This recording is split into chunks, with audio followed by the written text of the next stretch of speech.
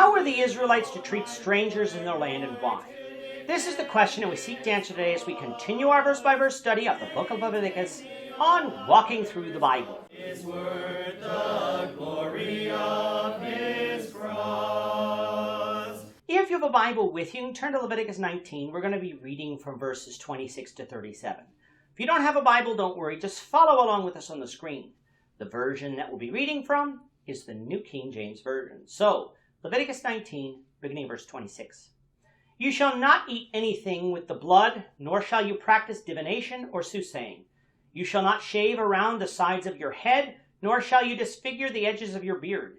You shall not make any cuttings in your flesh for the dead, nor tattoo any marks on you. I am the Lord. Do not prostitute your daughter to cause her to be a harlot, lest the land fall into harlotry and the land become full of wickedness. You shall keep my Sabbaths and reverence my sanctuary. I am the Lord. Give no regard to mediums and familiar spirits. Do not seek after them to be defiled by them. I am the Lord your God. You shall rise before the gray-headed and honor the presence of an old man and fear your God. I am the Lord. And if a stranger dwells with you in your land, you shall not mistreat them. The stranger who dwells among you shall be to you as one born among you, and you shall love him as yourself. For you are strangers in the land of Egypt. I am the Lord your God. You shall do no injustice in judgment, in measurements of length, weight, or volume. You shall have honest scales, honest weights, an honest ephah, and an honest hin. I am the Lord your God, who brought you out of the land of Egypt. Therefore you shall observe all my statutes and all my judgments and perform them. I am the Lord. In chapter 19, when we look at each verse separately, what we seem to have are a bunch of laws listed that have nothing to do with each other. But in verse 2 of this chapter, God had Moses tell Israel that you shall be holy, for I, the Lord your God, am holy. Now we often associate holiness with righteousness and sacredness, but the word also carries with it separateness. Holiness is the separation of righteousness from wickedness. Holiness is the separation of the sacred from the profane. God is completely holy. He is completely separate in all things from his creation. Because God is holy, he wants his children to be holy. If we understand this passage in the light of God's desire for his children to be holy, now all of a sudden it's not just a list of seemingly disjointed laws, but ways of how the children of Israel will be separate from the nations around about them. Coming now to verse 26, for the fourth time in this book, God told Israel not to eat blood. From our past studies, we know why this was, for the life is in the blood, and the blood was used for atonement. But the fact that Israel would not eat blood also separated them from the nations around them, thus making them holy. Another thing that would make Israel separate was they were not to shave the sides of their head, nor disfigure the edges of their beards. The tribes that surrounded Canaan did this, sometimes in worship to their gods. Israel was to be separate and not do this. If these restrictions were around today, my, how different the dress and hairstyles that men would wear. Some thought the beard that I had these past few months was getting a little long. I wouldn't be allowed to disfigure the corners of it had I been under the law of Moses.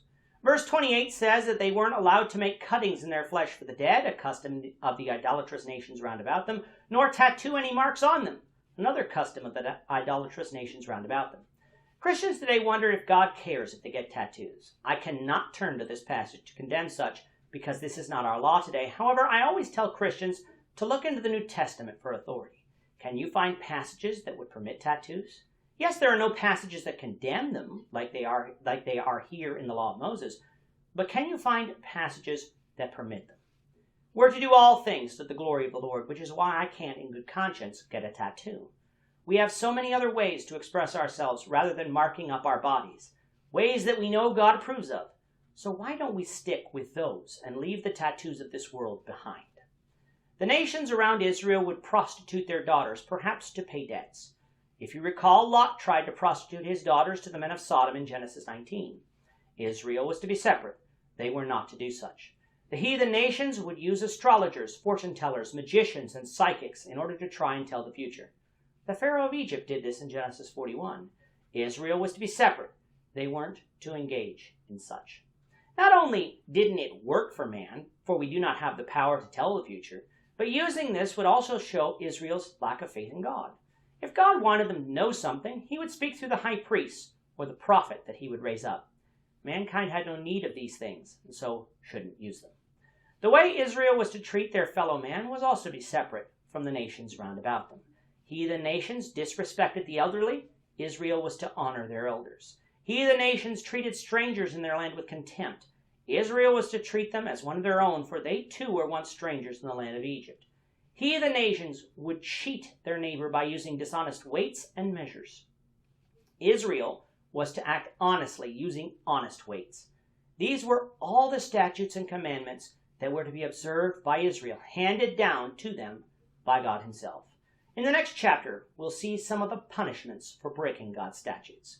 With that, our time is up for today. The Lord willing, we hope you'll join us for tomorrow's discussion of Leviticus 20, verses 1 to 9, as we continue our walk through the Bible, one verse at a time. Thank you for watching today's episode. We hope that you found it edifying and ask that you not only subscribe to our channel and podcast, but that you like and share this episode among your friends, so that the saving gospel of Jesus Christ can go out to the whole world.